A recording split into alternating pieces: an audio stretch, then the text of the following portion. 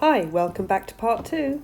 So this is where parents will start their, will put all their coats and shoes. All the children have a drawer which they can put their outdoor shoes in and their indoor shoes. We ask all children to have indoor shoes. They vary depending on what shoes they want, from having slippers or Crocs. Crocs are really good in the toddler room because they don't get wet. And that means that we don't have to constantly dry them out. We do have a drop-off box, and that is because we find that a lot of children want to bring their toys into nursery, and it can be quite difficult to then manage their behaviour in terms of sharing. You know, sharing toys in the nursery is much easier than sharing your own toys. So when parents come in with their toys, children know that they've got to put them in our drop-off box. We'll go out in the garden first. So this is our garden. The preschoolers and tots will go out twice a day. They'll go out after lunch and they'll go out after tea. And they will basically, we've got resources, we've got bugs out today. So every week we'll look at the planning, what the children have been doing, and then we'll change those around.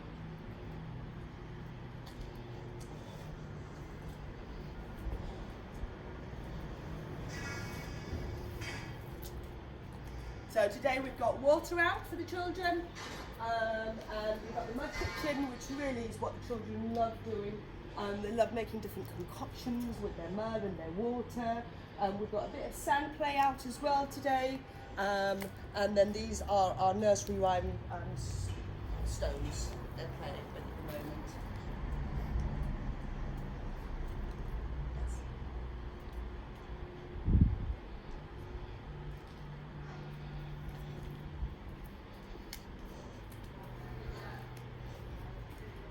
Okay, so now we're going to go through to the seeds room.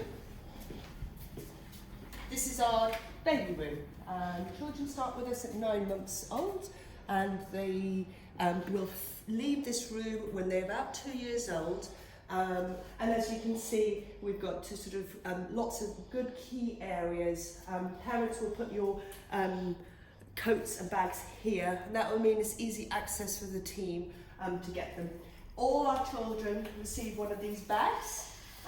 These bags are a new thing, but we felt that we were using a lot of plastic bags for wet clothes. So now all the parents get one of these, and we put the wet clothes in there, and you take it home, and then you can bring it back. And that way we're helping the environment a bit with those wet clothes. And as you can see, all the children have their slippers. We do a planned activity every day that the children interact with. We've got a hand washing station for the children, but we also use after meal times we use cheeky wipes. So the wipes we use them individually for each child. They're wet, we can help wipe their face. If they're a little bit older, they wipe their own face, and that's worked really well for us. Children have a beaker that they use in this room, but because we're trying to encourage them to drink as well, they do have cups as well. So beakers they use for self-access, whereas the cups they use at meal times. The high chairs and the little chairs, they quickly move on to the little chairs. We have got one that has a strap, but in the main, they just sit on one of these chairs. And it's, again, really, really good because they're learning to wait. They're learning to do good sitting. Obviously there's an adult chair there so we can supervise and have family meal times. Once they finish their meals, they also wait for their pudding, which for all their friends to have pudding at the same time. So in the area we have got resources that again they can play with. Got the grassed area, and you can see the different resources. This is our climbing frame, firm favourite with the toddlers as they're developing their walking skills. They do look like doing that.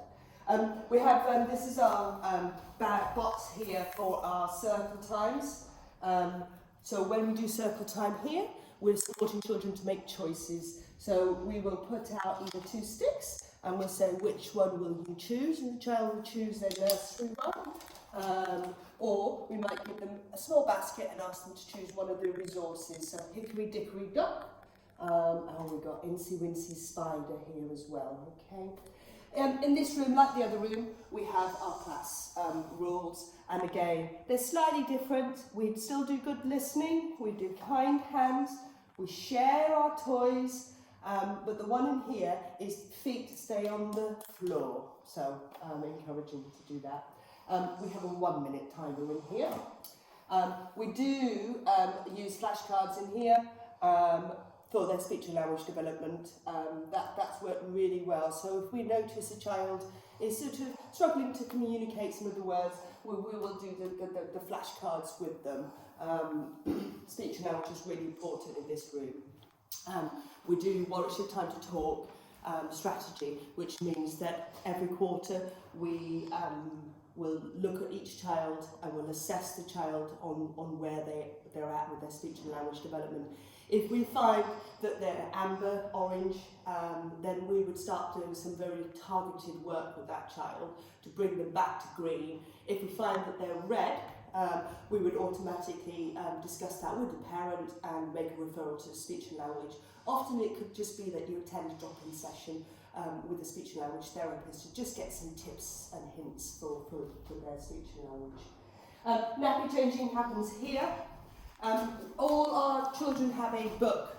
The book is your communication book, and in your book it will outline your day. So we talk about the food that they've eaten, how much they've eaten, the sleep, nappy and any bottles, a little bit of description about their day, and if you need to bring any spare clothes. And that's been a really useful book for parents to come back and forward. Planning in here is based on individual children. So all the key workers make sure that every day when the child is attending, there is a planned activity for that child. Now the planned activity is something that other children can join in, but we've designed it particularly to support the child's next steps. So that's written down, and then at the end of the day we would reflect on how the day has gone, if we need to make any changes, and we also make sure that all the children's key next steps is written down very clearly so that everyone in the room can be really consistent in supporting that child with their next steps. So we do family books for our children. They're really, really popular in here. The family books, we ask parents to send through their photos of their home life, and we make a little book for them. So that's they love looking through them. Love looking through them. So we'll come through here. And we'll go through the sleep room.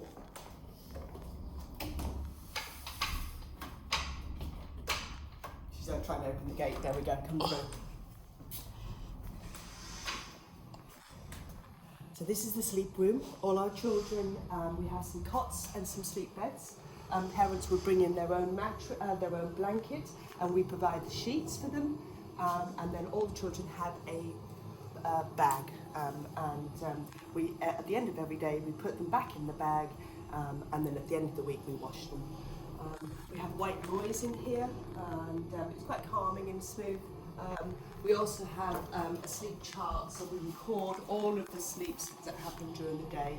Sometimes we need a little torch to actually see what we're writing, because it can be quite dark in here, which aids their sleep. We do try to fit in with parents' own routine when children first arrive. But we find that by the time they're about 15 months old, they can try to integrate with the main sleep, which is between 12 and 2 o'clock, which is our main sleep times, and that's when we'll find most of the toddlers from next door will come in as well.